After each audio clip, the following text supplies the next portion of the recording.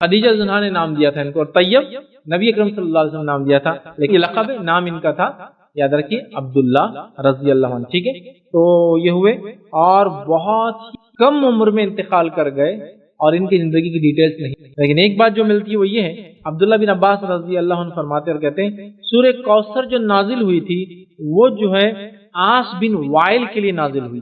عاص بن while ایک قریش کا ایک انسان تھا اور مسجد حرم کے دروازے پر وہ کھڑا تھا، اور نبی اکرم صلی اللہ علیہ وسلم جب وہاں سے داخل ہوئے تو قریش کے سردار بھی وہاں بیٹھے تھے. کہنے لگے کس سے باتیں کر رہا ہے وائل، انہوں نے جو ہے اس سے کہا عاص بن وائل سے، وہ عاص جو ہے کس سے باتیں کر رہا ہے؟ تو کہنے لگا نعوذ باللہ اس ابتر سے میں باتیں کر رہا ہوں. اس شخص نے اللہ کے رسول کو ابتر کہا، ٹانٹ مارا، یہ کہہ کر کہ اب یہ بے اولاد ہے، اس کی نسل ختم ہو گئی. مطلب جنریشن، اللہ کے رسول جب بیٹے کا انتقال ہوا تو اس نے ابتر کا ٹانٹ مارا. اور جب لوگوں نے سردار کی قریش نے پوچھا کہ کس سے بات کر رہا ہے تو کہا میں ابتر سے بات کر رہا ہوں. ابتر کا معنی ہوتا ہے جس کی جنریشن نسلیں لڑکا نہ ہونے سے آگے نہیں بڑھیں گی. تب وہ فرماتے عبداللہ ابن عباس سورہ کوثر نازل ہوئی، انا اعطینا کل کوثر، اے نبی ہم نے آپ کو کوثر عطا کی، فصل لربک وانحر، تو اے نبی آپ کی کیا کیجئے، نمازیں قائم کیجئے اور قربانی کیجئے. ان شانیک هو الابتر، تیرا دشمنی یقیناً ابتر رہیں گا، بے اولاد رہیں گا، بے نام رہیں گا. اور ہم جانتے ہیں نبی اکرم صلی اللہ علیہ وسلم کو کوئی لڑکا نہیں تھا، مطلب جو جیا اور جس سے نسلیں چلی، لیکن اللہ کے رسول صلی اللہ علیہ وسلم کا نام دنیا میں ہر وقت، ہر جگہ، ہر گھڑی، ہر پل لیا جاتا ہے. کیسے؟ ابھی ہم بات کر رہے ہیں اور بھی کئی جگہ 10 دروس چل رہے ہیں، اور اذانیں کہیں فجر کی ہو رہی تو کہیں ظہر کی ہو رہی ہے، اور یہاں ظہر کی ہوں گی اس کے بعد، تو اذانوں میں نام لیا جا رہا ہے، مجلسوں میں نام لیا جا رہا ہے، درود میں نام لیا جا رہا ہے. اللہ کے رسول کا نام تو قیامت تک باقی ہے. یہ ابتر رہا، اس کی اولاد ہونے کے باوجود بھی اس کا نام لینے والا کون نہیں. اب کون اس کا نام لے گا؟ میں نے چلیے آج کا نام عاص بن وائل بول کر، تو آپ نے سنا ہوگا. یہ خوش ہو رہا ہے کہ اللہ کے رسول کی نسل ختم، دعوت ختم، مشن ختم، تو یہ تو اس کا نام لینے والا ہی کو بچا نہیں. اللہ کے رسول کو اولاد لڑکا نہ زندہ رہ کر، بڑا نہ ہو کر، اولاد جنریشن آگے نہ بڑھ کر بھی آپ کے نام لینے والے لوگ کروڑوں کی تعداد میں، بلینز میں لوگ نام، اور قیامت تک لیتے رہے. سمجھ رہا؟ اس وجہ سے علماء لکھتے ہیں کہ ان کی پیدائش نبوت کے بعد ہوئی. حالانکہ کچھ نے یہ بھی لکھا پہلے ہوئی، لیکن زیادہ بہتر خول لگتا ہے وہ نبوت کے بعد والا ہے. اور بہت ہی کم عمر انہوں نے بہرحال پائی تھی روایتوں میں. ٹھیک ہے، کتنی کوئی تفصیلات نہیں، شاید چند ماہ، 2-4 مہینے، 3 مہینے، 1 مہینہ، بہت چھوٹے ہوتے ہیں نا، ایک دم چھوٹے بچے انتقال کر. واللہ عالم. بہرحال آئیے قرآن میں غور و فکر کرنا. اور قرآن میں غور و فکر کی جب میں بات کر رہا ہوں تو ظاہر سی بات ہے قرآن کا پڑھنا اس میں شامل ہے. پڑھیں گے تو غور و فکر کریں گے، کسی بھی چیز کو پڑھیں گے نہیں تو غور و فکر اس میں ہوتا ہی نہیں. تو ظاہر سی بات ہے قرآن کا پڑھنا اور اس میں غور اور فکر کرنا. یاد رکھیے قرآن کو نہیں پڑھنا اور غور و فکر نہیں کرنا یہ سب سے بڑی علامت ہے ایمان میں کمزوری کی، اور علاج کے لیے سب سے پہلی چیز یہی کرنا پڑے گی، کیونکہ اس کے علاوہ علاج نہیں. یاد رکھ، ہم لوگوں کا مسئلہ یہ ہے کہ جب بھی قرآن کے بارے میں، قرآن کے پڑھنے کے بارے میں کہا جاتا ہے تو میں سمجھتا ہوں اللہ رحم کرے، امت کے پاس 100 سے زیادہ وجوہات کسی بھی وقت ہوتی ہے، مطلب at any given point of time 100 سے زیادہ ریزن وہ کوٹ کر سکتے ہیں ہم قرآن کیوں نہیں پڑھ رہے ہیں. جگہ اچھی نہیں ہے، فلاں اچھا نہیں ہے، موقع اچھا نہیں ہے، حالات اچھے نہیں، میں اچھا نہیں ہوں، جوتا پہنا ہوں، سر پہ ٹوپی نہیں ہے، فلاں نہیں ہے، یہ نہیں ہے، ایسا نہیں ہے، ویسا نہیں ہے، پڑوس میں ایسا، اس کا ویسا، میری سوچ ویسی ہے، ابھی مصروف ہوں. 100 بہانے کسی بھی وقت ہمیں ملیں گے نہیں پڑھنے کے. اور ان بہانوں میں سب سے خطرناک اور سنگین بہانے کیا معلوم آپ کو؟ یہ وجوہات میں سے سنگین وجوہات کیا ہے؟ سمجھے تو بھٹک جاتے، یہ سب سے ڈینجر بات ہے. قرآن کو پڑھے تو بھٹک جاتے، قرآن کو سمجھنے سے جن لپٹ جاتا. اچھے قرآن پڑھ کر جہنم کے راستے نکل گئے. کئی لوگ اچھے خاصے تھے، قرآن پڑھنے اور سمجھنے لگے، راستے سے بھٹک گئے. یہ بات اگر آپ نے نہیں سنی ہوں گی تو یہ آپ خوش قسمت لوگ ہیں. یاد رکھ، چونکہ میں نے اپنے بچپن میں، اپنے جوانی میں پوری اسی میں گزاری کہ قرآن کو صرف پڑھنا، سمجھنے کی کوشش کبھی بھی مت کرنا، اس لیے کہ قرآن کو سمجھنے سے انسان گمراہ ہو جاتا. یہ بات بالکل میں نے کامنلی سنی ہے. میرے ابتدائی دور کے لیکچرز آپ سنیں گے تو میں نے بہت اس کا رد جب کیا تھا. جو لوگ جیسے گھٹیا اور فالتو دلائل لاتے تھے، سن کے بھی کبھی تعجب ہوتا تھا. اور آج ان چیزوں پہ غور کر کے آنکھ پر رونگٹے کھڑے جاتے کہ لوگ کیسی باتیں کرتے. ایک مرتبہ ایک صاحب نے جو اپنے آپ کو مفتی کہتے تھے، میں مذاق نہیں کر رہا ہوں اندر، علامہ مفتی، وہ کہنے لگے کہ قرآن کو پڑھنے سے لوگ گمراہ ہو جاتے ہیں. جب دلیل مانگیں گے تو انہوں نے ایک دلیل بھی دی، یضل بہ کثیرا، قرآن کی آیت سورہ بقرہ کی. اللہ اس کے ذریعے کئیوں کو گمراہ کرتا. کیا دیکھو بولا تھا نا میں قرآن پڑھنے سے گمراہ ہو جاتے ہیں، تو بہت تعجب ہوا، کیونکہ ہم لوگ تو بہرحال انگلش میڈیم سے پڑھے تھے، اور انگلش میڈیم کے پڑھنے کا ایک فائدہ تو ہوا تھا کہ بغیر حوالے کی تو کوئی بات پلے پڑتی نہیں تھی اور سمجھ میں آتی نہیں تھی۔ تو کہا ریفرنس کہاں ہے؟ جب انہوں نے حوالہ دیا، حوالہ لے لیا، تو ہم نے اتنا تو سننا نہیں تھا، پوری آیت پڑھی۔ پوری آیت یہ کہ اللہ تعالیٰ نہیں شرماتا کہ وہ اپنی کتاب میں ایک مچھر کی مثال دے، کہ تو یہودیوں نے مذاق اڑاتا، یہ کیا رب ہے تمہارا، مچھر کی مثال دیتا، مکھی کی مثال دیتا، اس کی مثال دیتا۔ تو اللہ نے جواب میں کہا کہ اللہ تعالیٰ نہیں شرماتا کہ وہ اپنی کتاب میں مکھی یا مچھر کی مثال دے، اور پھر آگے فرمایا اسی کے ذریعے، انہی مثالوں کے ذریعے یذل بہ کثیر، اور بہت ساروں کو اللہ ایسا گمراہی دیتا ہے، مطلب حق پہنچاتا ہے، جب وہ نہیں مانتے گمراہ دیتا ہے۔ وَيَهْدِي بِهِ كَثِيرًا، اس کی بات کی آیت کنٹینیو ہو رہی ہے، اور کئیوں کو اس سے ہدایت دیتا ہے، گمراہی نہیں دیتا ہے اس کتاب کے ذریعے مگر اس کو جو فاسق ہوتا ہے۔ تو خود آیت نے جواب دے دی، تو یہی تماچا پڑ گیا کی آیت کے کہ اللہ گمراہی دیتا ہے، ہدایت دیتا ہے اس کتاب سے، گمراہی نہیں دیتا مگر فاسقوں کو۔ تو اب تو پڑھنے والے کی نیت پہ قرآن کس نیت سے پڑھا اس کو وہ ملے گا۔ تو ہم نے مفتی صاحب کو دوسرے دن کہا آپ جس نیت سے پڑھتے اس آیت کا معنی ہے وہ آپ کو ملے گا، تو آپ کی گمراہی کی نیت ہے تو انشاءاللہ آپ کو گمراہی ملے گی، مجھے ہدایت کا میری نیت ہے تو مجھے ہدایت ملے۔ تو بہت تلتل ہو گئے تھے، ایک دم ایسے ہو گئے تھے کہ تم لوگ ایسے ہوتے اور علی تری، سمجھے نا، برے برے الفاظ مسجد کے اندر چیخنا چلانا شروع کر دیا۔ ہم تو بہت ینگ تھے، بس مسجد سے بھی سلام کر کے نکل گئے، کیا کریں۔ تو یہ زمانہ تھا۔ تو قرآن میں غور اور فکر کرنا، پڑھنا تو ہے ہی، پڑھنے سے اوپر ہم جا رہے ہیں، ہم غور و فکر کی بات کر رہے ہیں۔ اور یاد رکھیے قرآن خود بار بار اپنے اندر غور و فکر کی دعوت دیتا ہے، بار بار اپنے اندر غور و فکر کی دعوت دیتا ہے، چونکہ قرآن میں غور و فکر امت نے چھوڑ دیا، اس کو پڑھنا، اس کو سمجھنا امت نے چھوڑ دیا، اس کے اندر سے اس کے خزانے، اس کے اندر جو چھپے ہوئے چیزیں آتا کہ نکالنا چھوڑ دیے۔ پتہ نہیں زمین کے نیچے کے دفینوں کے پیچھے پڑے ہوئے ہو، آسمان سے جو گرنے والے دفینوں کے پیچھے پڑے ہو، مطلب جو آنے والا اس کے پیچھے پڑے ہو، جو خزانے اس کے اندر چھپے ہیں ان خزانوں کو ہم نے کھولنا، ایکسپلور کرنا، ڈھونڈنا چھوڑ دے۔ یاد رکھے جس کے نتیجے میں آج در در بھٹک رہے ہیں اور در در پر جا کے مانگنا پڑ رہا ہے، بھکاری بن چکے ہیں۔ لیکن جہاں غور و فکر کر کے ہم دنیا میں نجات پا سکتے تھے، جس میں غور و فکر کر کے قوموں نے نجات پایا ہے، جس میں غور و فکر کر کے قوم عروج پر آتی ہے، جس کو چھوڑ کر قوم زوال کی طرف جاتی ہے، یاد رکھیے وہ کتاب کو ہم نے چھوڑ دیا۔ یہ کتاب خود اپنے اندر غور و فکر کی دلیل ہے، یاد رکھیے۔ آئیے نبی اکرم صلی اللہ علیہ وسلم کی ایک روایت میں سناتا ہوں ابن حبان کی، جس میں اللہ کے رسول صلی اللہ علیہ وسلم خود دعوت دے رہے ہیں قرآن میں غور و فکر کی۔ آئیے نبی اکرم صلی اللہ علیہ وسلم جو ہے کے تعلق سے ایک واقعہ آتا ہے۔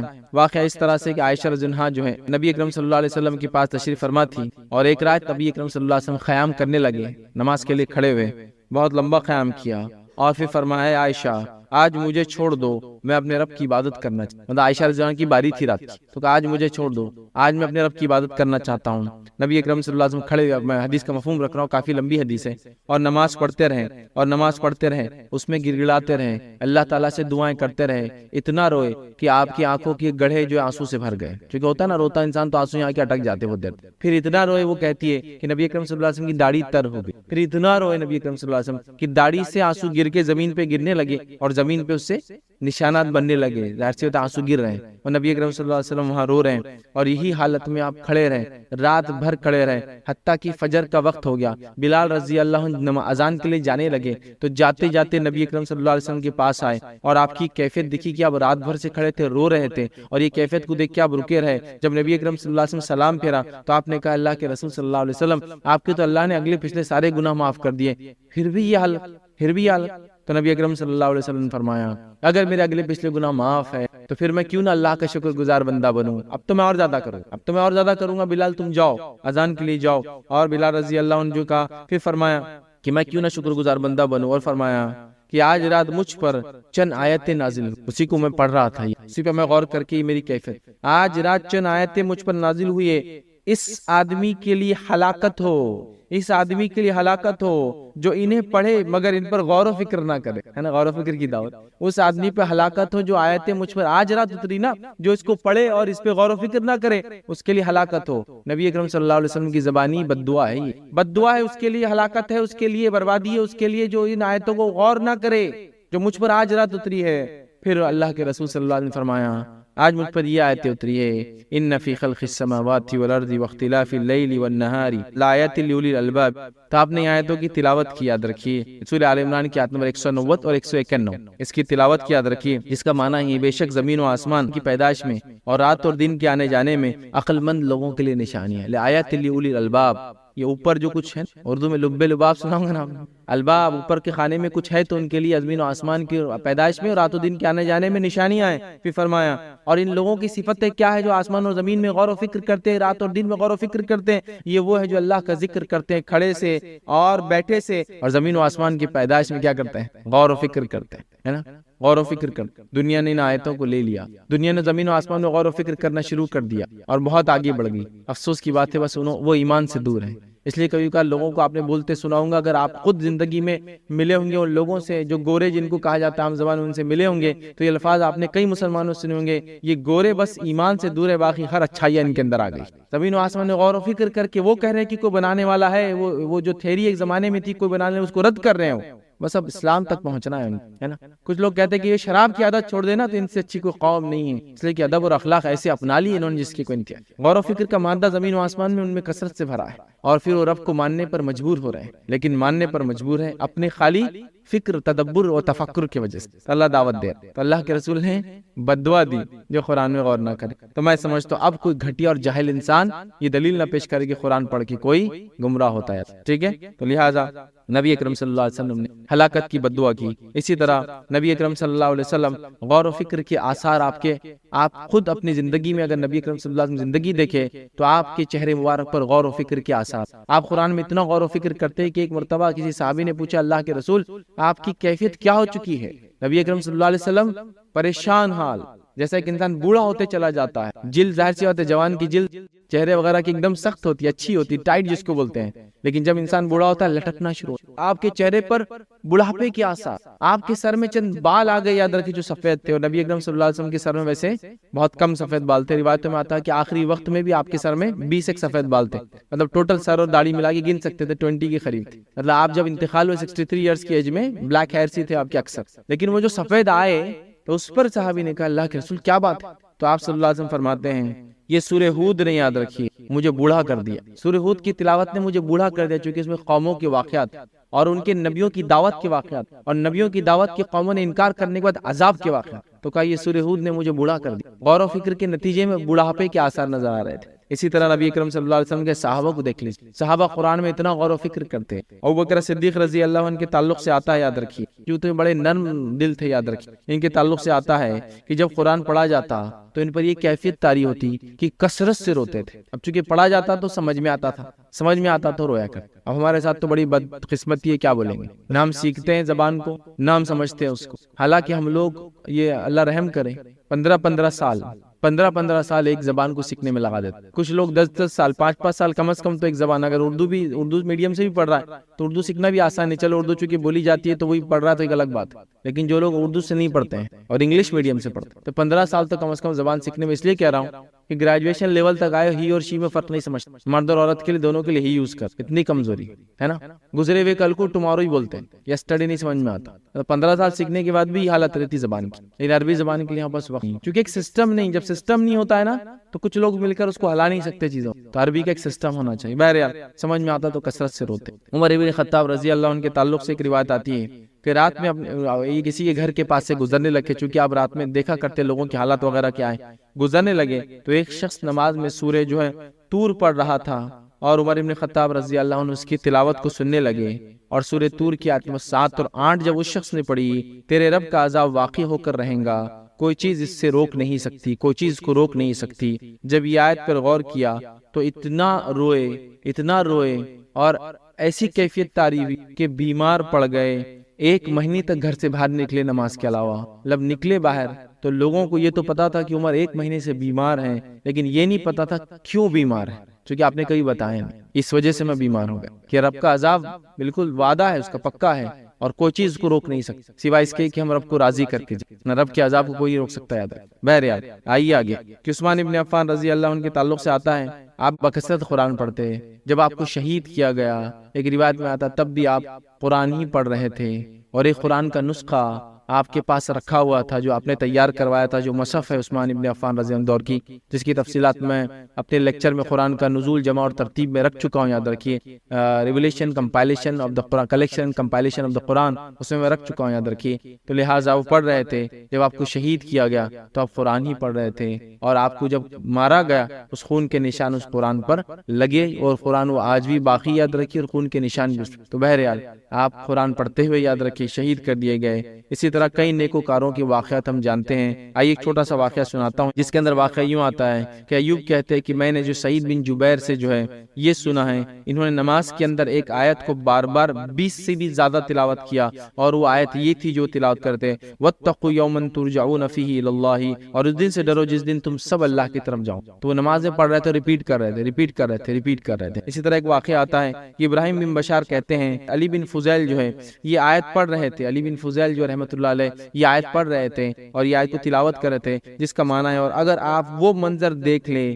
جب یہ آنکھ کے سامنے کھڑے ہوں گے، وہ لوگ جو ایمان نہیں لائیں گے روز قیامت کھڑے ہوں گے، تو کہیں گے کاش ہم واپس لوٹا دیے جاتے، ایک موقع ہمیں دیا جاتا۔ وہ کہتے یہ آیت پڑھ رہے تھے اور یہ آیت کو پڑھتے گئے اور اسی حالت میں وہ انتقال کر گئے، اور اس کے بعد نماز جنازہ کے لیے وہ کہتے مجھے ہی بلایا گیا ان کی پڑھانے، مطلب میرے سامنے وہ آیت پڑھ رہے تھے اور اس آیت کو پڑھ کے ان کی یہ کیفیت ہو گئی کہ ان کا انتقال ہو گیا، اور پھر دیکھیے مجھے ہی ان کی نماز جنازہ پڑھانے کے لیے بلایا۔ تو دیکھیے کیسی کیفیت طاری ہوتی تھی کہ لوگ ان کی جانیں چلی گئی، رو دیے، بیمار ہو گئے مہینہ۔ یہ تقویٰ تھا، یہ قرآن کو پڑھنے کا اثر تھا، اور یہ ایمانی کمزوری کا واحد سب سے بڑا علاج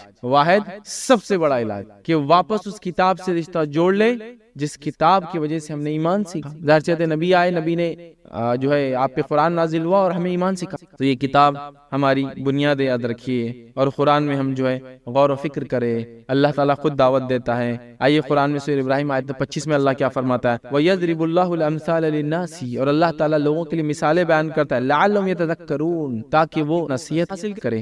دوسرے مقام پہ فرماتا ہے، سورہ حشر کی آیت نمبر 21 سے فرماتا ہے، اور یہ مثالیں ہم لوگوں کے لیے بیان کر رہے ہیں تاکہ وہ غور و فکر، تو یہاں بھی جو ہے غور کرنے کی دعوت دی گئی۔ تو قرآن ہمیں غور و فکر کی دعوت دیتا ہے۔ آئیے علامہ ابن قیم الجوزی رحمہ اللہ ایک بڑی اچھی رہنمائی ہماری کرتے ہیں، اور رہنمائی کے الفاظ میں آپ کے سامنے دہراتا ہوں۔ وہ بیان کرتے ہیں کہ قرآن کے ذریعے دل کی سختی کا علاج کرنے کے لیے دو چیزیں لازم، دل کی سختی ایمانی کمزوریوں کا علاج کرنے کے لیے قرآن سے اگر کرنا ہے تو دو چیزیں لازم ہیں۔ پہلی چیز کیا ہے سن لیجئے، قرآن پڑھتے ہوئے اپنے دل کو دنیا سے نکال کر آخرت میں لے جائے، اور تصور کرے ان سارے مناظر کا جو مناظر قرآن بتا رہا ہے جب تم مطالعہ کر رہے ہو، انہیں اچھی طرح سمجھے اور ایسے جانے جیسے میرے ساتھ یہ معاملہ ہونے والا۔ پہلا کام کرنا ہے، جب پڑھ رہے ہو تو غور کر کے اپنے آپ کو اس آیت میں ڈبا لینا ہے، اور وہ سب سوچنا ہے میں اپنے اوپر لاگو کر کے یہ شاید میرے ساتھ ہو رہا ہے۔ پہلا کام یہ کرنا پڑتا، تو دلوں کے زنگ دھل جاتے، ایمانی کمزوریاں نکل جاتی ہیں۔ دوسرا کہتے ہیں دوسری چیز جو کرنا ضروری ہو کیا ہے، دوسرے نمبر پر قرآن کے معنی اچھی طرح سمجھنے کے بعد سوچے کہ یہ سب کیوں بتایا جا رہا ہے، آخر کیوں بتا رہا اللہ یہ واقعات پرانے، سوچو اس پر۔ پھر وہ کہتے ہیں کیوں بتایا جا رہا ہے، اس مقصد کو جان کر اپنی اصلاح کرے، اگر قومیں برباد ہوئی تو کیوں ہوئی، سوچو اور اصلاح کرو۔ وہ کہہ رہے ہیں اصلاح کرے، اپنے دل کے اندر جو بیماریاں موجود ہیں ان کو قرآن کی روشنی میں دیکھے، ان کا انجام دیکھے، اور اس کے نتیجے میں اپنے آپ کو بدلے۔ اس طرح جب دل کی بیماریوں پر قرآن کو فٹ کرے گا تو اللہ کی توفیق سے سب بیماریوں سے دل پاک ہو جائیں۔ تو یہ دو چیزیں ضروری ہے قرآن کو پڑھتے وقت۔ تو پہلا کام، سب سے زبردست کام، سب سے اہم کام، جس میں سب سے زیادہ ہم کو ہوتا ہے، قرآن میں غور و فکر شروع کرنا پڑے گا اگر ایمانی کمزوریوں کو ہم دور کرنا چاہتے ہیں ریئل سے۔ باقی سب چھوٹ چھاٹ چلر چیزیں ہوں گی، یاد رکھیں۔ ہم لوگوں نے پتہ نہیں ایمانی کمزوریوں کیا کیا بنا لیا ہے نا، ان کے پاس بیٹھ جاؤ تو ایمانی کمزوریاں دور ہو جا رہی، یہ کھا لو تو ایمانی کمزوریاں دور ہو جا رہی، چلے کہیں چاہو تو ایمانی کمزوریاں دور آ جائے کوتے نہیں ہوتا، یاد رکھیے یہ کرنا پڑتا ہے۔ خود قرآن سے دور ہے پوری زندگی اور بڑے ایمان میرا کمزور ہوتا ہے، نہیں، اس سے رشتہ جوڑنا ہے، سب سے واحد، سب سے اول، سب سے بڑا کام۔ آئیے نبی اکرم صلی اللہ علیہ وسلم زمانے میں ایک شخص تھے اور وہ نماز کو کسی نے ان کو آگے بڑھا دیا، وہ ہر رکعت میں جو ہے سورہ فاتحہ کے بعد سورہ اخلاص پڑھتے اور پھر جو سورہ اور ایک پڑھتے، یا ایک سورہ پڑھتے اور سورہ اخلاص پھر پڑھتے۔ تو کسی نے جا کے نبی اکرم صلی اللہ علیہ وسلم سے کمپلین کر دی کہ یہ ہر رکعت میں جو ہے سورہ اخلاص پڑھتے ہیں، قل هو اللہ احد۔ نبی اکرم صلی اللہ علیہ وسلم انہیں بلایا اور کہا کہ تم ایسا کیوں کرتے ہو، ہر رکعت میں جو ہے سورہ اخلاص کو پڑھتے ہو، ایسا کیوں کرتے ہو؟ تو انہوں نے کہا کہ اللہ کے رسول مجھے اس سورت سے محبت ہو گئی۔ نبی اکرم صلی اللہ علیہ وسلم نے فرمایا یہ تیری محبت تجھے نجات دلا دیں گے. چونکہ سورہ اخلاص مطلب توحید سے محبت تھی مجھے, تو ایسا محبت ہو سکتی ہے. مجھے سورہ یاسین سے محبت ہو کہ میں بار بار پڑھتا ہوں, سورہ رحمان مجھے اچھا لگتا ہے بار بار پڑھتا ہوں, سورہ زلزال سے مجھے محبت ہے میں اس کو دہراتا ہوں, سورہ اخلاص سے محبت ہے, سورہ فلق اور سورہ ناس کی حفاظت کرتی ہے, سورہ بقرہ سے مجھے محبت ہے چونکہ اس سے اللہ نے اتنے فضائل دیے, کوئی حد نہیں انشاءاللہ ایسی محبت کر سکتا ہے انسان. یہ تو بات ہو گئی رمضان کی اہمیت کی. رمضان میں قرآن کا نزول ہوا, یہ سب سے بڑی اہمیت ہے رمضان کی. میں چاہوں گا کہ قرآن کے بارے میں کچھ آپ روشنی ڈالیں, قرآن کی اہمیت و فضیلت کے بارے میں. کچھ باتیں تو آپ نے پیش کری, لیکن جیسے نماز, اگر نماز کا ترک کرتا ہے کوئی آدمی, نماز کو جان بوجھ کے چھوڑتا ہے, جیسے اللہ کے رسول کے جیسے کسی نے نماز کو چھوڑ دیا, جان بوجھ کے چھوڑ دیا, تو کیا قرآن کا پڑھنا واجب ہے, فرض ہے یا سنت ہے, یا قرآن نہیں پڑھتا ہے کوئی آدمی, سرے سے ہی نہیں پڑھتا, تو اس کے لیے کیا وعیدیں ہیں؟ دیکھیے قرآن کا پڑھنا تو ہم پر فرض ہے جی, کیونکہ اللہ کی کتاب ہے, بالکل, اس کا حق ہے کہ اس کی تلاوت کی جائے, ہمارے لیے اس کا پڑھنا فرض ہے, ٹھیک ہے. لیکن یہ ویسا فریضہ نہیں ہے جو 5 فرائض اسلام کے, توحید, نماز, روزہ, زکوٰۃ, لیکن یہ وہ کتاب ہے جو بتاتی ہے یہ چیزیں کیسی کرنا اور اس کا حکم. جیسا نماز, توحید, نماز, روزہ, زکوٰۃ, ہمیں کیسے پتا چلا یہ فریضہ ہے؟ چیزوں کی طرف جانے کا یہ مین بنیاد ہے. قرآن نے تو کہا نماز قائم کرو, پھر آپ نے فرمایا کہ نماز فرض ہے. قرآن نے تو کہا حج کرو, پھر آپ نے فرمایا حج فرض ہے ایک بار زندگی میں. قرآن نے تو کہا زکوٰۃ دو, پھر آپ نے بتایا کتنی دو, کیسے دو, زکوٰۃ فرض ہے. تو قرآن تو وہ مین بک ہے جو اشارہ کر رہی ہے. اب قرآن نہ پڑھنے کی کیا نقصانات ہو سکتے ہیں؟ ایک تو اللہ نے فرمایا قرآن کے اندر جو قرآن نہیں پڑھتا اس کی معیشت ہم زن کا, اس کی دنیا کی زندگی ہم برباد کر دیتے ہیں. یعنی ایک طور سے ہم کہہ سکتے ہیں کہ 5 پلرز کی بیس قرآن ہے, اسی پہ تو پلرز ہیں. جی, تو قرآن جو نہیں پڑھتا اللہ اس کی زندگی کو تنگ کر دیتا ہے. معیشت زن کا قرآن نے کہا وَنَحْشُرُ يَوْمَ الْقِيَامَةِ أَعْمَى, اور روز قیامت اس کو اندھا اٹھائیں گے اللہ تعالیٰ. اللہ اکبر, ایسا سچ اندھا اٹھیں گا روز قیامت, چونکہ دنیا میں آنکھیں ہوتے ہوئے اس نے اللہ کلام کو نہیں پڑھا. اسی طرح ایک جگہ کہا کہ جو اللہ کے ذکر سے آراز کرتا ہے اللہ تعالیٰ اس کے اوپر ایک شیطان حاوی کر دیتا ہے, اور وہ ہمیشہ قرین اس کے اوپر چپکا ہوا رہتا ہے, ہمیشہ اس کے اوپر سوار رہتا ہے, اس کو ہدایت کی طرف نہیں جانے دیتا ہے. قرآن کا نہ پڑھنا دنیا کی زندگی برباد کرنا ہے, قرآن کا نہ پڑھنا اپنے آپ کو مصیبت میں ڈالنا ہے, قرآن کا نہ پڑھنا دنیا کی اندھیرے کی وجہ, قرآن کا نہ پڑھنا نور سے دوری ہے, قرآن کا نہ پڑھنا آخرت میں اندھا اٹھائے جانے کی وجہ, قرآن کا نہ پڑھنا قبر کے اندر سب سے پہلے عذاب ہونے کی وجہ. اسکول کا یا اکیڈمکس کا, تعلیم کا سال شروع ہو چکا ہے, اور کم و بیش پورے ملک کے اندر گرمیوں کی چھٹی کے بعد انسٹیٹیوشنز, کالجز, اسکولز اور ادارے جو اب کھلنا شروع ہو گئے. تو تعلیم کی چرچا ہے, کم از کم 1 مہینہ تو یہ سلسلہ چلے گا کہ بچے کون سے اسکول میں جا رہے ہیں, سلیبس کون سا ہے, اب یہ سال کون سا ہے, بچہ 8ویں میں آ گیا تو اس کو یہ پڑھائیے, 9ویں میں آ گیا تو فلاں کیجیے, 10ویں میں یہ کرنا ہے. اور یہ تمام تر باتیں یاد رکھیے ڈسکشن کا موضوع ہے, ٹاپک ہے, بولا جا رہا ہے, سنا جا رہا ہے, کہا جا رہا ہے, اور 97% سے زیادہ بچے انہی انسٹیٹیوشن اور کالج اسکولز میں جا کر پڑھتے ہیں. تو بہرحال چند باتیں, چونکہ اسکول کالج شروع ہو رہے ہیں تو میں نے مناسب سمجھی لاسٹ ایئر پچھلے سال ہم نے اسکول کے تعلق سے کچھ باتیں آپ کے سامنے رکھی تھی کہ کون سے اسکول یا اسکول کا سلیکشن کیسے کریں, اور رکھنے کی کوشش کی تھی کہ تعلیم کی اہمیت کیا ہے اور کیسے اسکول یا ادارے میں آپ کے بچے کو ڈالنا چاہیے. اس بار جو بات آپ کے سامنے رکھنے کی کوشش کروں گا وہ یہ ہوں گی انشاءاللہ عزیز کے بوسٹنگ اسکلز ان دس انوویٹو ورلڈ, مطلب اس جدید دنیا کے اندر اپنی صلاحیتوں کو کیسے آگے بڑھائے جو کہ تبدیل ہوتی جا رہی ہے. مطلب جو دنیا جو تبدیل ہو رہی ہے اس کے اندر اپنی صلاحیتوں کو ایک انسان اور ایک بچہ, اسٹوڈنٹ بھی اور ایک انسان بھی, چاہے بڑے ہو چاہے چھوٹے, سب کو بڑھانا ہے. وجہ کیا ہے؟ چونکہ جس رفتار سے دنیا چل رہی ہے یاد رکھیے, اور جو تبدیلیاں سائنس ٹیکنالوجی کے اعتبار سے اس میں آ رہی ہے, اور اس کے نتیجے میں سارے انڈسٹریز مطلب جس فیلڈ میں آپ ہو وہاں تبدیلی آ رہی ہے. اگر کوئی انسان کھیتی بھی کرتا تھا تو کاشتکاری کی چیزوں میں بھی کافی تبدیلی آ چکی ہے, آج مختلف چیزیں آ چکی ہیں, مختلف باتیں آپ سن رہے ہیں, حتیٰ کہ آپ یہ بھی سن رہے ہیں کہ جب بارش نہیں ہو رہی ہے اور راکٹ کے ذریعے بارش برسائی جا رہی ہے. ٹیکنالوجی یہی کہ بادلوں کے اندر راکٹ چھوڑا جا رہا ہے, وہ اندر جا کے بادلوں کو جو امپریگنیٹ کر رہے ہیں, مطلب برسنے کے لائق بنا دے رہے ہیں, اور اس کے بعد بارش برس جا رہی ہے علاقے میں جہاں بادل نہیں وہاں بادل بنائے جا رہے ہیں. تو آپ دیکھیے یہ تبدیلی آپ سائنس اور ٹیکنالوجی کے نتیجے میں ہم کو ملی. یاد رکھیے جو اللہ رب العزت نے انسانیت کو صلاحیت دی ہے ہر فیلڈ میں, یہ تو میں نے ایگریکلچر, اب سائنس ٹیکنالوجی کمپیوٹر کی جو دنیا ہے, آپ موبائل استعمال کریں, کتنی جدیدیت, کتنا ماڈرنزم آیا, اور ایسا لیپ لیا اسپیشلی ٹیکنالوجی نے کہ بیچ کا ایک بہت بڑا حصہ خالی رہ گیا. جس کی مثال میں یوں دے سکتا ہوں, جو لوگ کمپیوٹر کی انڈسٹری سے جن کا تعلق ہے, سافٹ ویئر ڈیولپمنٹ کرتے تھے لوگ, مہینہ بھر 2 مہینے اور 3 مہینے اور 4 مہینے میں کسی کوڈنگ کی جا رہی تھی, لینگویج لکھی جا رہی تھی, سافٹ ویئر ڈیولپ کیا جا رہا تھا جس کو آپ ایپ کی شکل میں دیکھتے ہیں یا آن لائن دیکھتے ہیں, جو بھی بہرحال وہ دیکھ رہے تھے ٹیکنالوجی نے ایسا لیپ لیا، اسپیشلی اے آئی کے زمانے میں، مطلب ایسا آیا یہ پچھلا 1 سال خاص طور سے، کہ سیدھا وہ 4 مہینے کا کام بغیر انسان کے چند سیکنڈز میں ہو سکتا ہے اب۔ باقی جو تھوڑی بڑی تبدیلیاں ہوتی ہیں، دکھنا کیسا، نام کون سا آئے گا وہ آپ کو ڈالنا ہے، باقی وہ سب بنا کے دیتا ہے۔ تو وہ جو 4 مہینے ایک آدمی کام کر کے 1 لاکھ 2 لاکھ کی رقم اس میں کماتا تھا، وہی کام 10 سے 20 سیکنڈ میں ایک سافٹ ویئر فری کر کے دیتا ہے اب۔ تو گویا وہ لوگ جو اس روزگار میں تھے ان کو ظاہر سی بات ہے اپنے آپ کو اپڈیٹ کرنے کی ضرورت تھی، اور آج بھی ہے، ورنہ اور ٹیکنالوجی اور ایڈوانس ہونے والی اس کے بعد۔ تو یہ آرٹیفیشل انٹیلیجنس ہے، اب اس نے تو ہر آدمی کی زندگی کو کہیں نہ کہیں اثر انداز کیا ہے۔ ہم میں سے اکثر لوگ لیکن اے آئی کو صرف یہ سمجھتے ہیں کہ فوٹو بنانے کی ایک مشین ہے، اس سے فوٹو اچھی بن جاتی ہے، اس کو یہ بولو یہ فوٹو بنا دیتا، وہ بولو فوٹو، وہ تو اس کا ایک بہت ہی ناقص جس کو کہیں گے اس کے کاموں میں سے، مطلب جس کو کہیں گے بغیر سوچے سمجھے والا کام ہے ادر۔ وہ اتنے بڑے بڑے کام کر سکتا ہے ادر، خاص طور سے اگر ایک نمونہ دیکھنا ہے تو آپ کے واٹس ایپ کے اندر ایک گول نشان سائیڈ میں آج کل آتا ہے، ہو سکتا ہے سب کو آتا ہو کچھ کو نہیں آتا، ایک الگ بات ہے، لیکن گول آتا ہے، اس کو دبا کے کوئی سوال کیجیے اس سے، آپ میرا فلاں کہاں ہے، یہاں ریسٹورنٹ کہاں ہے، وہ شخصیت کون ہے، یہ گاڑی کون سی ٹیکنالوجی بھی چلتی، فلاں چیز کا کیا معنی ہے، وہ آپ کو پورا بنا کے اس کو دے دیں گا۔ تو وہ ایک عام انسان کی زندگی میں بھی یہ چیز آ چکی ہے ادر۔ تو اس سائنس کے دور کے اندر، انوویٹو ایج کے اندر، تبدیلی والے زمانے کے اندر، ایک مومن اور ایک مسلمان کے لیے اپنے اسکل کو بوسٹ کرنا بے انتہا ضروری ہے۔ مطلب یہ صرف ایسی چیز نہیں ہے کہ میں دنیا میں اعتبار سے آپ کو بات کر رہا ہوں، دین ہمارا اس کا حکم نہیں دیتا ہے، یہ ہمارا دینی تقاضا، یاد رکھیے کہ مومن اپنے آپ کو اپڈیٹ کرتا رہے، یاد رکھیے، اور مومن آپس میں ایک دوسرے کو اپڈیٹ کرتے رہے، دین کے اعتبار سے بھی اور دنیا کے اعتبار سے بھی۔ کیا صحابہ ایک دوسرے کو جب دین کی بات بتا رہے تھے تو تجارتوں کی بات ڈسکس نہیں کر رہے تھے ایک دوسرے سے؟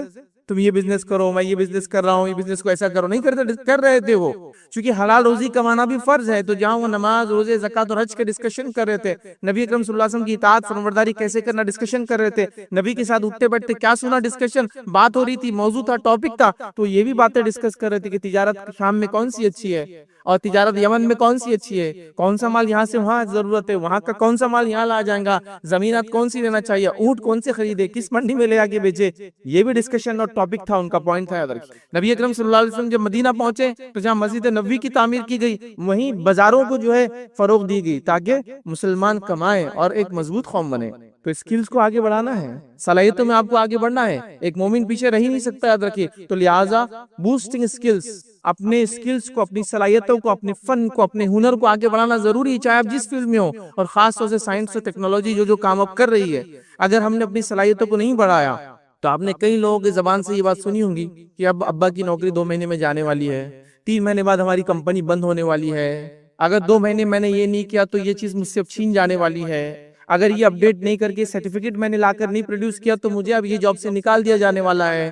کیوں ہو رہا ہے یہ؟ آپ کے اسکلز کو آپ بوسٹ نہیں کر رہے ہیں۔ آپ چاہے کسی فیلڈ میں 20 سال سے 30 سال سے کام کیوں نہیں کر رہے ہو، آپ کو اس میں چاہیے تھا کہ ہر 2 سال میں 1 سال میں اپنے آپ کو آگے بڑھائے، کچھ نہ کچھ نئے فن اور ہنر اس فیلڈ کے سیکھے۔ آپ چاہے جس کام میں کہہ رہا ہوں نا، آپ چھوٹے چھوٹے کام، حتیٰ کہ میسنری ورک، کیا بولیں گے اس کو، جو تعمیرات کے کام کرتے ہیں، مستری ہوتا ہے جو سیمنٹ لگاتا ہے، اور نیچے ایک آدمی جو اس کو سپورٹ کرتا ہے، اس فیلڈ میں بھی تبدیلیاں آ رہی ہے، نئی نئی چیزیں آ رہی ہیں، نئی نئی اکوپمنٹس آ رہے ہیں۔ اب لوگ بولے آپ کو استعمال کرنا نہیں آتا تو پھر آپ سے ہم کام نہیں کروائیں گے۔ دیکھو آپ، تو گویا آپ جس فیلڈ اور فن میں آگے تو آپ کو بڑھنا ہے، اور ایک مسلمان کا یہ مزاج اور فطرت ہے، وہ ایسے ہی ہوتا ہے، وہ پیچھے نہیں ہٹتا ہے، وہ دین میں بھی آگے جانا چاہتا ہے، دنیا میں بھی آگے جانا چاہتا ہے، اس کا مزاج ہی نہیں یاد رکھ۔ لیکن کتنی افسوس کی بات ہے، ہم مسلمانوں کا مزاج اتنا جم گیا ہے، اب اس کو جمنے کو میں کیا کہوں، آپ کو ایسے مثال دے سکتا ہوں، آپ کو اگر اس چیز کا علم ہو، اور سب کو ہوں گے، زیادہ اس کے لیے عقل کی ضرورت نہیں ہے، کہ اگر پانی کو زیادہ دن ایک جگہ اگر ٹھہر جائے، استعمال نہ کیا جائے،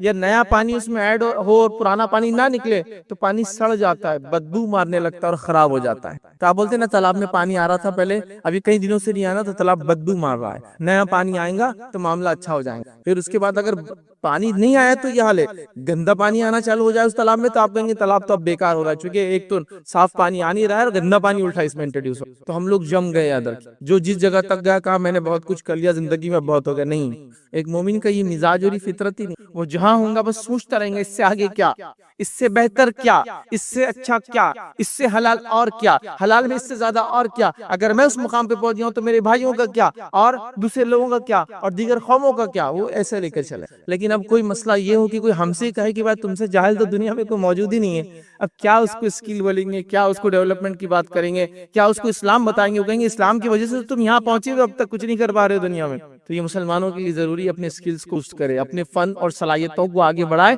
چاہے آپ جس شعبے میں ہو، جس فیلڈ میں، اس بات کو آپ یاد رکھیں، ہر آدمی مختلف شعبوں میں الگ الگ اس میں کام کرتا ہے۔ ایسا بتایا جاتا ہے کہ 40 سے زیادہ مختلف شعبات ہیں جس میں ڈپارٹمنٹس میں انسانیت کام کرتی ہے، اور 5000 سے زیادہ مختلف جابز ہیں جو انسانیت کرتی ہے، سارے اس میں آپ اس کو لگا لیں اس بات۔ تو آئیے چند باتیں میں رکھنا چاہوں گا مسلم پیرنٹس کے لیے، والدین کے لیے، اور بچوں کے لیے بھی یاد رکھیے کہ جو کام ہم کو کرنا ہے اس جدید دنیا میں یاد رکھیے، اور اسلامی کے لیے، اسلام اس بارے میں ہمارے لیے کیا رہنمائی کرتا ہے۔ یہ ایکچولی میرا ایک انگلش لیکچر تھا، اسی کو آپ کے سامنے ریپیٹ کر رہا ہوں، تو کچھ اصطلاحات انگلش میں لکھی ہے تو اس کو بہتر میں اس میں رکھوں گا، پھر سمجھانے کی اس کو انشاءاللہ اس کوشش۔ تو آئیے سب سے پہلا نقطہ ہم دیکھیں گے اس معاملے میں کہ اپنی اسکلز، اپنی صلاحیتوں کو ہم کیسے آگے بڑھائیں۔ جو چیز کی ایک انسانیت کو ضرورت ہوتی ہے یاد رکھیے، وہ یاد رکھیے ایمبریسنگ لائف لانگ لرننگ، مطلب زندگی بھر سیکھنے کا جذبہ ہو ایک مومن کے اندر۔ یہ بہت امپورٹنٹ، سب سے اہم نقطہ ہے کہ زندگی بھر ایک انسان میں سیکھنے کا جذبہ ہو، لائف لانگ لرننگ، جذبہ چلتے ہیں سیکھنے کا۔ انبیاء علیہ السلام کی اگر آپ زندگی دیکھیں، چونکہ وہ دعوت کے مشن پر آئے تھے، اسلام کو لے کر آئے تھے، ان کے موت تک، آخری وقت تک وہ صرف اسلام کی، دین کی، توحید کی بات کر رہے تھے، حتیٰ کہ قرآن نے یہ فرمایا اور یہودیوں کو اس چیز کا جواب دیا جو وہ شرک کر بیٹھے تھے اور پتہ نہیں کیا کیا کر رہے تھے۔ اللہ رب العزت نے یہ جواب دیا اور کہا کیا اس وقت تم موجود تھے جب یعقوب کے موت کا وقت آیا؟ تو یعقوب نے اپنے بچوں سے کیا سوال کیا؟ میرے بعد کس کی عبادت کرو گے؟ لائف لانگ لرننگ، یہ بھی سیکھ رہے تھے اور مرنے تک سکھا رہے تھے۔ کیا کہا؟ میرے بعد کس کی عبادت کرو گے؟ بچوں نے کہا ہم ابراہیم کے رب، اسماعیل کے رب، اسحاق کے رب، اللہ کی عبادت کریں۔ تو لائف لانگ لرننگ چل رہی ہے نا۔ ایک نبی مطمئن نہیں تھا کہ میرے بچے تو توحید پر ہی ہوں گے، زندگی بھر میرے ساتھ رہے، مجھے دیکھا نہیں، مطمئن نہیں تھے، سکھایا جا رہا ہے، پھر پوچھا جا رہا ہے، ریوزٹ کیا جا رہا ہے، مطلب پھر سے سوال کیا جا رہا ہے کیا ہے تمہارا معاملہ، میرے بعد کیا ہوں گا؟ تو لائف لانگ، تو تعلیم کا معاملہ، پڑھائی کا معاملہ، سیکھنے کا معاملہ، ہنر سیکھنے کا معاملہ پیدائش سے موت تک چلتا ہی رہیں گا۔ یاد رکھ، آپ بولیں گے پیدائش سے کیسے ہنر سیکھتا؟ ہاں، پیدائش سے ہنر سیکھتا ہے ایک بچہ، اس کو سکھانا پڑتا ہے کہ لائٹ بند ہے تو سونا ہے تجھے، اور لائٹ کھلی ہے تو جاگنا ہے۔ ڈاکٹر بولتا ہے اس کو لائٹ بند رکھو اور پھر دودھ ہی مانگے تو مت دو، اس کو معلوم ہونا کہ لائٹ بند ہے تو سونا چاہیے، تو وہاں سے لرننگ شروع ہو گئی اس کی، اس کو بتایا جا رہا ہے۔ ماں بول رہی ہے اگر کچھ چاہیے تو بولنا، ایسا آواز کرنا، ہاتھ پیر ہلانا، تو جب ماں اس کو دودھ پلاتی ہے تو لائف لانگ لرننگ، پیدائش سے اسکلز شروع ہو رہی ہے، یاد رکھیے آپ، ٹھیک ہے؟ تو یہ ہم کو سیکھنا پڑے گا، یاد رکھو اسلام یہی چاہتا ہے کہ ہم زندگی بھر سیکھتے رہیں، زندگی بھر آگے بڑھتے رہیں۔ بتائیے ہمارے باپ آدم علیہ السلام کو جو فرشتوں کو فضیلت ملی، جو پوائنٹ، جو نقطہ اللہ نے بتایا فرشتوں کو کیوں آدم تم سے افضل ہے، وہ کیا تھا؟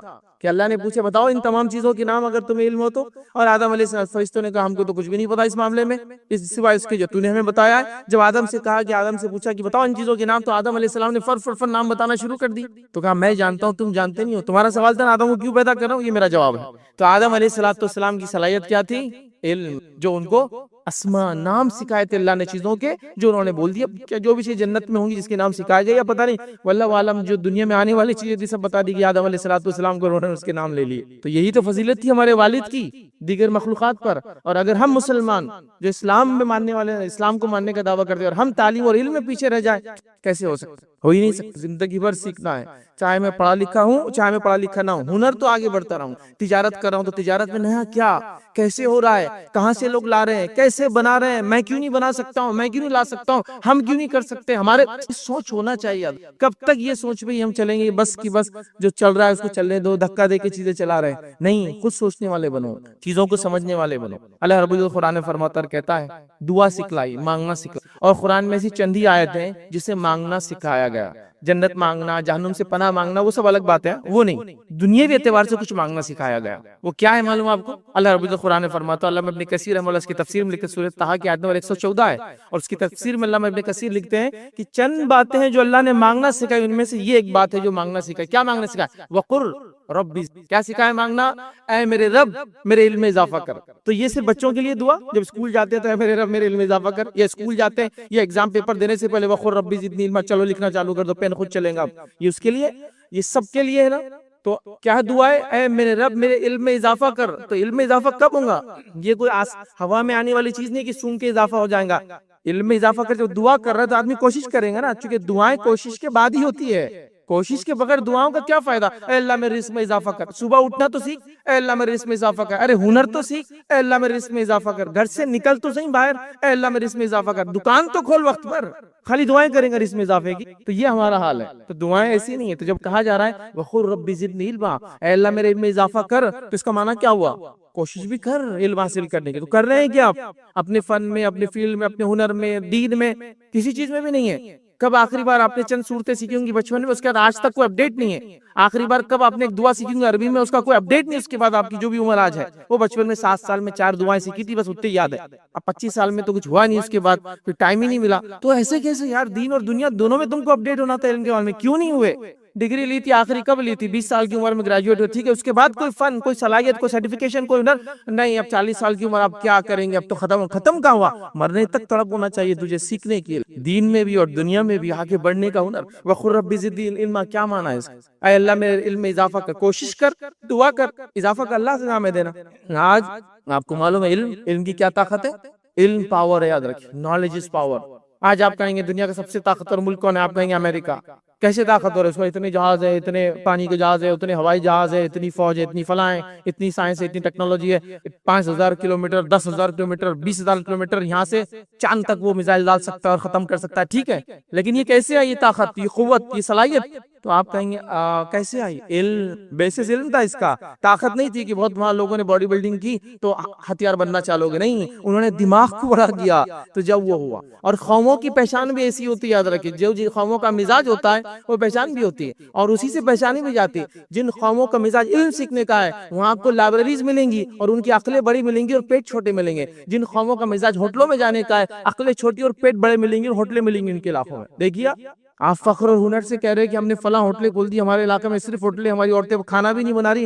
یہ کوئی بوسٹ کرنے والی یا بوسٹ کرنے والی, مطلب بڑاپن بتانے والی کوئی چیز نہیں ہے. یہ بڑا ہونا چاہیے تھا عقل. تو جن لوگوں نے لائبریریز کھولی انہوں نے عقلوں کو بڑھایا, جنہوں نے ہوٹلیں کھولی انہوں نے صرف پیٹ بڑھائے. میں نہیں کہہ رہا ہوں ہوٹل کھولنا کوئی بری بات, چائے پینا کوئی بری بات, بالکل نہیں. میں کہہ رہا ہوں لیکن یہ کوئی چیز نہیں ہے کہ آپ نے اس کو کر کے سمجھ رہے آپ 30 ماہ بہت بڑا کام کر لیا. یہ کچھ بھی نہیں ہے. یہ تو کوئی دوسری قوم بھی آ کے آپ کو سروس دے سکتی ہے آپ کے علاقوں کے اندر, ہے نا, دے سکتی نا کوئی دوسری قوم میں آ کے. آپ کا نہیں, آپ کا تو منصب کچھ اور تھا, آپ کا مقام تو کچھ اور تھا, آپ کی اڑان تو کچھ اور تھی, آپ کہاں بیٹھے ہوئے. یہ بتانا چاہ رہا ہوں. تو یہاں اللہ نے کہا وقل رب اللہ میرے علم میں اضافہ کر. پہلی آیت کیا نازل ہوئی؟ جو میں کہہ رہا ہوں کہ ہم کو لائف لانگ لرننگ ایمبریس کرنا ہے. اقرا بسم اللہ. یہ آیت جب نازل ہوئی تو مکہ کا حال کیا ہے؟ جب آیت نازل ہوئی, شرک عام ہے, ہاں. زنا عام ہے, ہاں. سمجھ رہے آپ؟ ولد الزنا عام ہے, ہاں. میں عائشہ فرماتی شادی کے 4 طریقے. ایک عورت کے کئی مرد آتے تھے, چلے جاتے تھے, بچہ پیدا ہوتا جس کی طرف اشارہ کرتی بچہ اس کا ہو جاتا.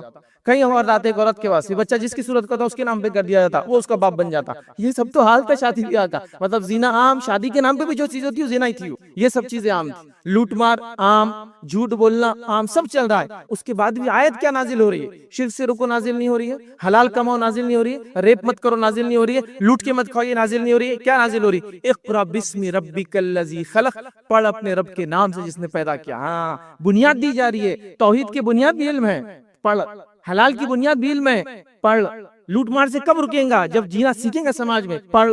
اقرا بسم. اتنی برائی ہونے کے بعد بھی اقرا والی آیت آتی. Read in the name of your lord. پڑھ تیرے رب کے نام سے جس نے پیدا کیا. تو پڑھائی چھوڑ کے ہم سب کر رہے ہیں, اور پڑھائی جو کر رہے ہیں وہ کیسے پڑھے لکھے, اس کو پڑھے لکھے بولنا بھی غلط ہے. لکھے لکھے ہم لوگ جو تھوڑا بہت پڑھتے ہیں نا, لکھ رہے ہیں صرف ایگزام میں, چیٹ کر رہے ہیں صرف. مشہور ہے ہمارے علاقے, ہماری بستیاں کی یہاں سب سے زیادہ چیٹنگز ہوتی ہے. اور آپ کو پتا ہے قومیں خوش بھی ہے اس پر کہ ان کو ایسی کرنے دو, یہ ایسی نکلیں گے. یہ دوسری قومیں دیکھیں چیٹنگ سے روک رہی ہے. اگر ہمارے پاس کوئی چیٹنگ سے کسی کو روک دے تو بولیں گے یہ ٹیچر قوم کا غدار ہے, یہ اسکول قوم کے خلاف ہے, بچوں کو چیٹنگ نہیں کرنے دے رہا, بچے آگے نہیں بڑھ رہے. بیوقوف انسان, قوم میں چاہتی ہے کر, تو نشہ کر, تو بول, تو ایسی دنیا میں جی جا تجھے لگے تو کامیاب ہے.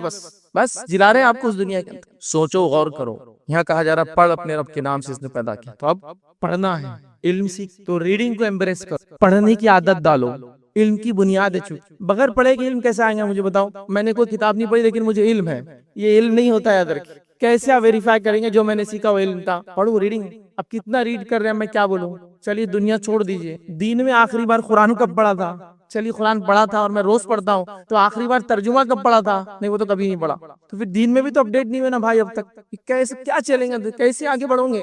جو کتاب اللہ نے نازل کی اس کو بھی نہیں سمجھتے، اس کو بھی نہیں پڑھتے، وہ پڑھتے ہو تو مانا نہیں سمجھتا ہے، تو کیا پڑھا تم نے؟ تو ریڈنگ کی عادت رہی نہیں. اتنا کم پڑھا جاتا ہے، اتنا کم سوچا جاتا ہے، اتنا کم سمجھا جاتا ہے، اتنا کم لیا جاتا ہے جس کی کوئی انتہا نہیں آتی. تو اللہ کے لیے ریڈنگ شروع کر دو، اس لیے کہ بنیاد ہے علم کی. اس کو میں کہوں گا ایکسٹینسو ریڈرز بن جاؤ، بس پڑھنے والی قوم ہو. کتاب ملی کی شروع ہو جائے، بچہ کتاب سے ہی بھاگ رہا ہمارے پاس، کتاب ملی کی. کبھی کبھار کچھ چیزیں بری لگتی ہے لیکن سمجھنا پڑے گا. کسی نے ایک بار سوال کیا تھا کہ بچوں کو پڑھائے کیسے، کب وہ پڑھیں گے؟ تھوڑا سا جواب کڑوا لگے گا لیکن حقیقت ہے. بچے آپ کے اور میرے تب پڑھ سکتے ہیں جب وہ ایک بمن یا برہمن اور ایک یہودی بچے کے ساتھ کتاب کے ساتھ بیٹھنا تو سیکھے. بیٹھنا تو سیکھے کتاب کے سامنے. اس کو کتاب کے سامنے بیٹھنا ہی نہیں آتا ہے، گول گھوم رہا ہے، کلاٹیاں مار رہا ہے، الٹا لٹکا ہوا. کیسے بیٹھنا تو سیکھے کتاب کے سامنے، تب تو ریڈنگ شروع ہوں گی. اس کے بعد پروسیس ہے نا. تو ایک برہمن بچے کو دیکھیے وہ کتاب کے سامنے بیٹھتا ہے، اس کو آلتی پالتی مارتے ہیں، پیروں میں پیر پھنسا کے بیٹھ گیا، اب وہ اٹھنا نہیں ہے 2-2 4-4 گھنٹے. ایک یہودی بچے کو دیکھیے اس کے والدین کیسے پڑھا رہے ہیں، وہ کتابوں سے اس کی محبت ہے پہلے، اس کے بعد وہ سب پڑھ جا رہا ہے، سائنس، ٹیکنالوجی، اس کا مذہب اور یہ اور وہ دشمنی کیسے قوموں سے نکالنا، چالے کیسے، سب سیکھتا ہے. لیکن ریڈنگ کے بعد علم حاصل کرتا کتابوں سے، چاہے صحیح ہے چاہے غلط، وہ ڈسکشن بعد میں ہوگا لیکن وہ پڑھ تو رہا ہے نا. آپ اور میں کیا پڑھ رہے ہیں؟ اللہ کی کتاب کتنا پڑھ رہے وہ دیکھ لو. مسائل اگر ہے دین کے وہ کتنا سیکھ رہے وہ دیکھ لو. اس کے بعد دنیا کا کیا حال ہے آپ کتابوں کا حال دیکھ لو. نئی کی نئی کتاب آ رہی ہے سال کے آخر میں، نئی کی نہیں چلی جا رہی ہے. کیا بچے نے مینٹین کیا کتاب؟ مینٹین کہاں سے؟ پڑھا نہیں بول کے ایسی ہو. سمجھ رہے آپ؟ پڑھے جائیں گی تو پھٹ جائیں گی، ورق نکل جائیں گے. علم کی بنیاد ریڈ پڑھو، جس کو میں کہوں گا ریڈ اینڈ گرو.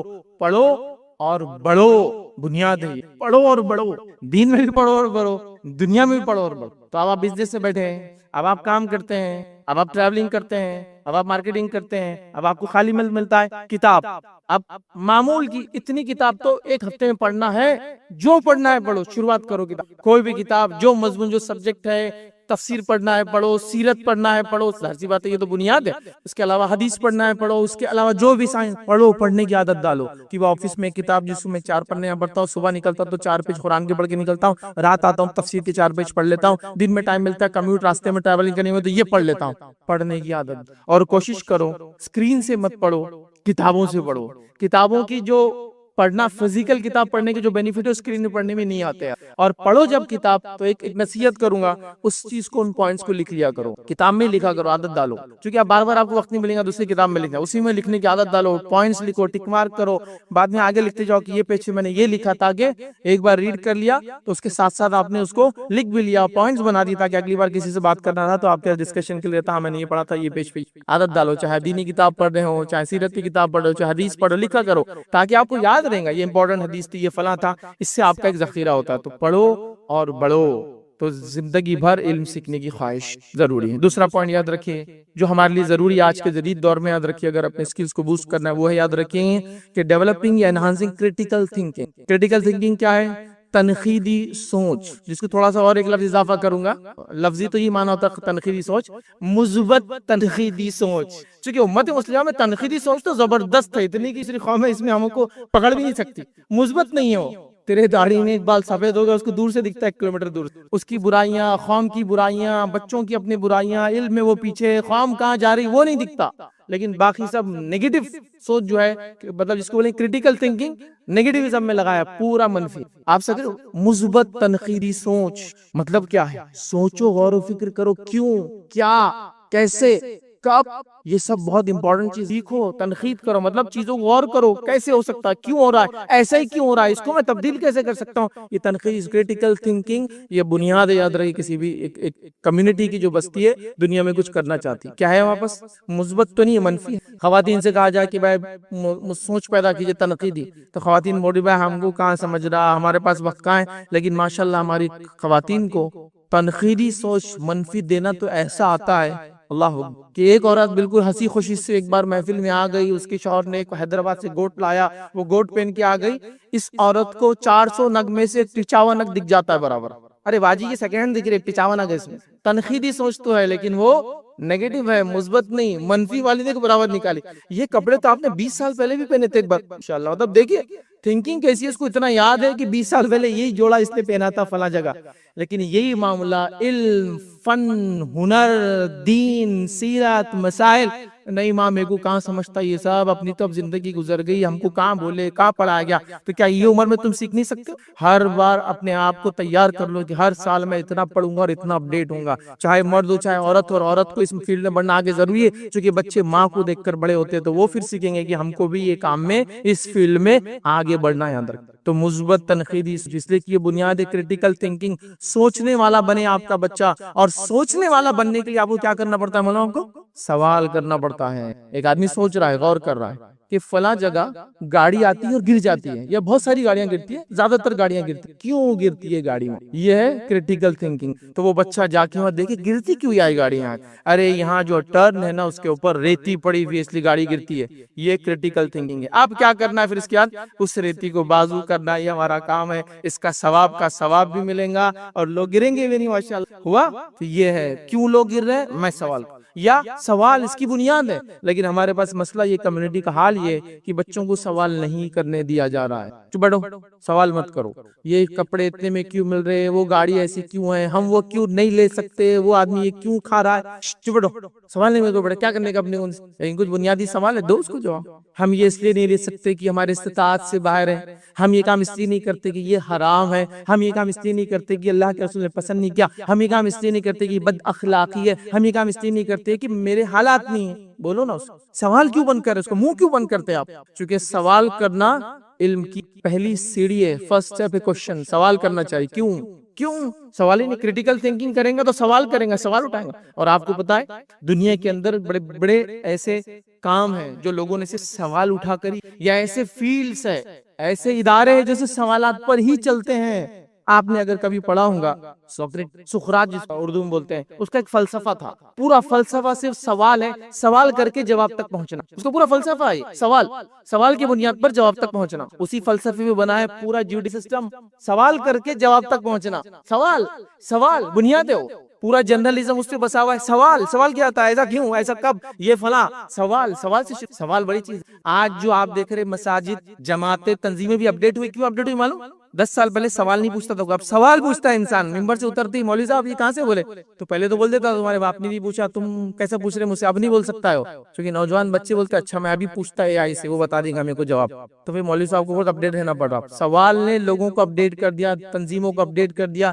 جماعتیں اب گھبرا رہی ہے, کوئی بھی بات نہیں کر رہا, اللہ مغلم, اس لیے سوال ہونے والا ہے. نیکسٹ کوشچن دیکھیے, سوال نے کیا کیا, لوگوں کو بدعت سے بچا لیا. سوال نے جو ہے شرک کو ختم. سوال اٹھاؤ. ہاں, دین میں انبیاءوں کی موجودگی میں بیجا سوال کرنا جائز نہیں. اب نبی چلے گئے, اب عالموں سے سوال کرنے منع نہیں ہے. وہ جو منع تھا نا, وہ انبیاءوں کی موجودگی میں بیجا سوال انبیاءوں سے نہیں کرنا. چونکہ اگر انبیاء ہاں بول دے تو وہ چیز فرض ہو جاتی ہے, وہ ایک الگ بات. لیکن اس کا معنی ہے کہ عالموں سے سوال بھی نہ کریں ہم, دنیاوی اور دینی اسکالر سے بات بھی نہ کریں ہم. یہ کون سی بات ہوئی یار, یہ تو بنیاد ہے علم کی. سوال نہیں کریں گے تو آگے کیسے بڑھیں گے ہم فن میں؟ تو کریٹیکل تھنکنگ کے لیے بیسس ہے کوشچن, سوال. بچوں کو سوال کرنے دو, سوال کرنے والا بناؤ. کہ تم نے وہاں دیکھا ہوا آدمی گرا ہوا تھا, تم نے سوال کیوں نہیں کیا وہ کیوں گرا ہوا ہے؟ تم نے سوال کیوں نہیں کیا یہ کام ایسا کیوں رہا؟ تم نے اب تک کیوں نہیں پوچھا یہ چیز کیسی چلتی ہے؟ سوال کرو مجھ سے تم, میں جواب دیتا ہوں. تم ایک مشہور جو ہے میتھمیٹیشین تھے, جیفری لینگ, وہ غیر مسلم تھے, عیسائی تھے, امریکن ہے. اب حیات ہے نہیں مجھے نہیں پتا, واللہ عالم, لیکن میں نے ان کا انٹرویو سنا تھا کافی زمانہ پہلے. 80s میں ایمان لائے تھے. جب اسلام قبول کیا تو اس کے بعد ایک کتاب لکھی, ایون اینجلز آسک. ابھی بھی آپ کو امیزون وغیرہ ملیں گی. حتیٰ کہ فرشتے بھی سوال پوچھتے ہیں. ہوا کیا تھا, جب انہوں نے اسلام کو سمجھنا شروع کیا اور وہ جانے لگے لوگوں کے پاس کہ مولوی صاحب اس کا جواب کیا ہے, امام صاحب, تو لوگ بولتے تھے سوال نہیں, دین میں سوال نہیں. نتیجہ یہ ہو گیا کہ انہوں نے پھر خود سے قرآن پڑھنا شروع کیا, کیونکہ اب کوئی جواب ہی نہیں دے رہا ان کو. جو ایک ریشنل مائنڈ ہے, ایک میتھمیٹیشین ہے, پڑھا لکھا, امریکہ کا انسان ہے, فرسٹ ورلڈ کنٹری میں سب سے جدید دنیا کے مطلب ملک میں رہ رہا دنیا کے, وہ سوال کریں گے. اسلام قبول کے بعد ایک کتاب لکھا. کیا کتاب لکھی ہے؟ Even angels ask. حتیٰ کہ فرشتے پوچھتے ہیں. کیوں لکھا یہ کتاب؟ وہ انہوں نے لکھا کہ جب اللہ نے آدم کو بنایا تو فرشتوں نے سوال کیا, ایسی مخلوق کیوں بناتا ہے جو قتل و غارت گیری کریں گی, خون بہائیں گی, جبکہ ہم موجود رہتے تذیب بیان کرنے کو. تو اللہ نے کیا جواب دیا؟ میں جانتا ہوں تم جانتے نہیں ہو. تو انہوں نے کہا جب فرشتے بھی اللہ سے سوال کر سکتے ہیں تو مجھے کیوں روکا جا رہا سوال کرنے سے؟ سوال کرنا بنیادی حق ہے انسان. دین میں بیجا سوال انبیاءوں سے کرنا منع تھا. عالموں سے سیکھنے کی نیت سے آپ کیجئے, بیجا ان سے ہی مت کیجئے, ان کا ٹائم ویسٹ ہوگا, صحیح بات ہے.